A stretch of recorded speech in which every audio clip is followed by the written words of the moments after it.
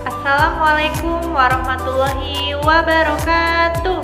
Apa kabar anak-anak bunda yang soleh dan soleha? Semoga anak-anak bunda selalu dilimpahkan kesehatan oleh Allah Subhanahu wa Ta'ala. Nah, apakah anak-anak bunda sudah semangat belajarnya hari ini? Harus semangat ya. Nah, kita di sini akan belajar tematik untuk mendapatkan keberkahan pada pembelajaran kita pada hari ini. Marilah bersama-sama kita melafazkan basmalah. Bismillahirrohmanirrohim. Kita masih tema 4, belajar tentang berbagai pekerjaan. Kita memasuki subtema 2, pekerjaan di sekitarku. Apakah anak-anak bunda sudah siap belajarnya hari ini? Siap ya? Baiklah, hari ini kita akan belajar pembelajaran 3.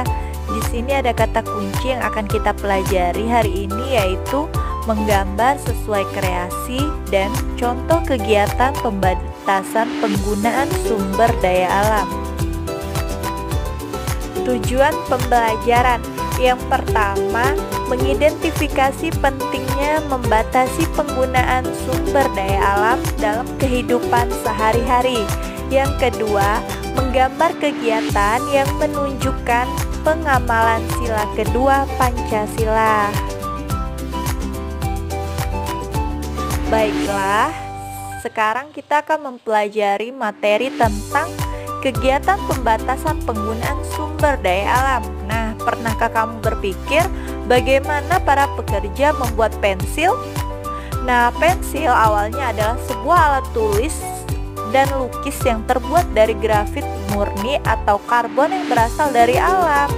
Sayangnya, grafit murni cenderung rapuh dan mudah patah.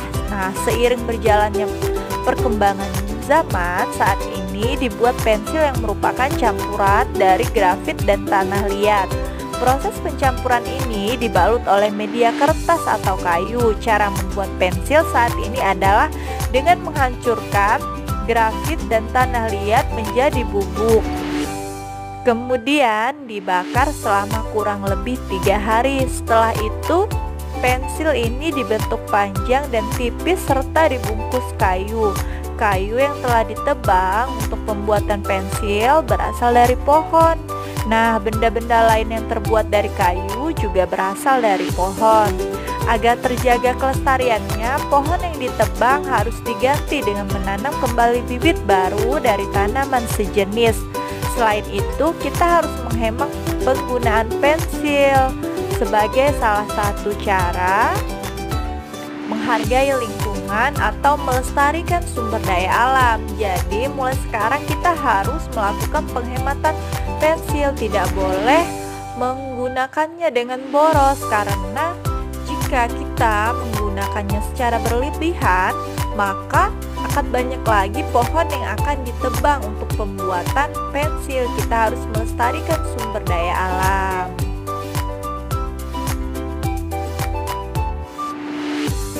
Barang-barang yang kita butuhkan merupakan hasil dari suatu pekerjaan. Beberapa pekerjaan yang menghasilkan barang antara lain petani, peternak, nelayan, dan perajin. Selain pekerjaan yang menghasilkan barang, ada juga pekerjaan yang menghasilkan jasa atau pelayanan seperti dokter, polisi, guru, dan pemangkas rambut atau cukur rambut. Nah, barang-barang yang dihasilkan dari setiap pekerjaan sangat beragam. Banyak di antaranya yang memanfaatkan sumber daya alam di Indonesia. Sumber daya alam merupakan kekayaan yang diciptakan oleh Tuhan untuk kesejahteraan manusia. Nah, oleh karena itu, kita harus melakukan pembatasan penggunaan sumber daya alam. Kita harus berhemat, tidak boleh boros sumber daya alam, agar sumber daya alam tidak cepat habis dan kita mudah menemukannya. Nah, selanjutnya kita akan mempelajari tentang menggambar sesuai kreasi. Nah, pasti anak-anak bunda di rumah pada hobi ya menggambar sesuai kreasi, sesuai imajinasi, sesuai apa yang kita lihat.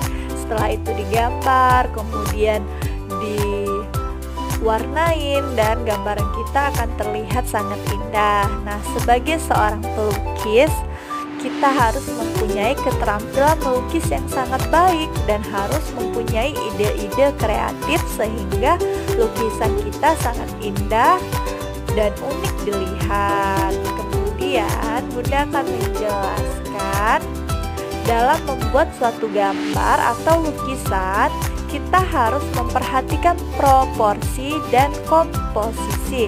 Nah, apa yang dimaksud dengan proporsi? Nah, proporsi merupakan perbandingan antara objek yang satu dengan objek yang lain, objek yang akan kita gambar.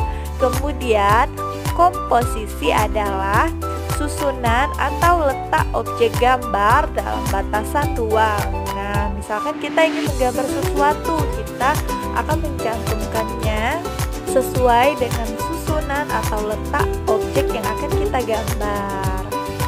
Nah, itulah tadi hal yang harus kita perhatikan dalam melukis atau menggambar suatu objek. Nah, di sini Bunda ada tugas untuk anak-anak Bunda yang soleh dan soleha. Kemarin pada pertemuan sebelumnya Bunda sudah menjelaskan sila kedua Pancasila, yaitu kemanusiaan yang adil dan beradab. Bunda juga sudah menjelaskan makna dari sila kedua Pancasila. Nah, tugas Ananda yaitu menggambar kegiatan atau peristiwa yang menunjukkan pengamalan sila kedua Pancasila. Nah, gambarlah sesuai kreasimu ya.